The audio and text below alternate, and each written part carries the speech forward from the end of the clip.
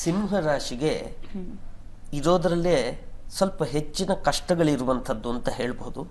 ಯಾಕೆಂದ್ರೆ ಅವರಿಗೆ ವ್ಯಯದಲ್ಲಿ ಗುರು ಇರ್ತಾನೆ, ಶನಿಯೂ ಕೂಡ ತೊಂದರೆ ಕೊಡ್ತಾ ಇರ್ತಾನೆ, ಉಳಿದ ಗ್ರಹರ ಸ್ಥಿತಿಯೂ ಕೂಡ ತುಂಬಾ ಉತ್ತಮವಾಗಿ ಇಲ್ಲ.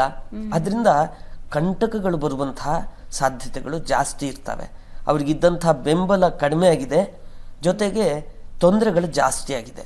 ಇದರಿಂದಾಗಿ ಅವರಿಗೆ ಎಲ್ಲೋ ಬಿದ್ದು ಬಿಡುವಂಥದ್ದು ಅಥವಾ ಏನೋ ಇದ್ದಕ್ಕಿದ್ದಂತೆ ಅವರಿಗೆ ಆತಂಕಗಳು ಬರುವಂಥದ್ದು, ಇಂಥ ಸಾಧ್ಯತೆಗಳು ಜಾಸ್ತಿ ಇರ್ತವೆ.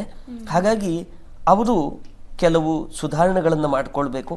ಮುಖ್ಯವಾಗಿ ಒಂದು ಗುರುಗಳ ಪ್ರಾರ್ಥನೆಯನ್ನು ಮಾಡಿಕೊಳ್ಳುವಂಥದ್ದು, ರಾಘವೇಂದ್ರ ಸ್ವಾಮಿಗಳಾಗಿರ್ಬೋದು ಈ ಥರ, ಅಥವಾ ಅವರು ನಂಬಿಕೊಂಡು ಬಂದಿರುವಂಥ ಗುರುಗಳಾಗಿರ್ಬೋದು, ಆ ಗುರುಗಳ ಪ್ರಾರ್ಥನೆಯನ್ನು ಮಾಡಿಕೊಳ್ಳೋದ್ರಿಂದಾಗಿ ಸ್ವಲ್ಪ ಸುಧಾರಣೆಗಳನ್ನು ಅವರು ತಮ್ಮ ಜೀವನದಲ್ಲಿ ಕಾಣಬಹುದಾಗಿದೆ.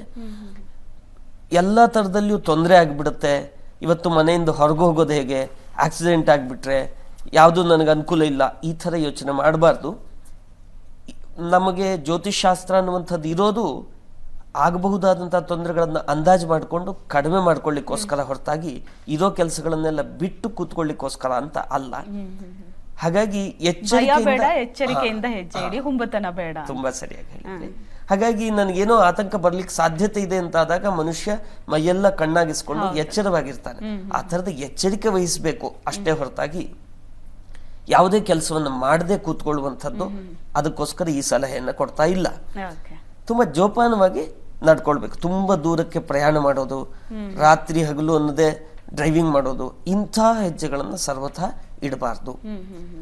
ಯಾವುದಾದ್ರೂ ತೊಂದರೆಗಳು ಬರುವಂತಹ ಸಾಧ್ಯತೆಗಳು ಹೆಚ್ಚಿವೆ. ಅದರಿಂದ ಈ ಒಂದು ತಿಂಗಳ ಕಾಲದಲ್ಲಿ ಸ್ವಲ್ಪ ಜಾಗರೂಕವಾಗಿ ಇದ್ದು ಜಾಗ್ರತೆಯನ್ನು ವಹಿಸಿದ್ರೆ ಯಾವುದೇ ತೊಂದರೆಗಳು ಆಗೋಲ್ಲ ಅಂತ ಹೇಳಲಿಕ್ಕೆ ಇಷ್ಟಪಡ್ತೀನಿ.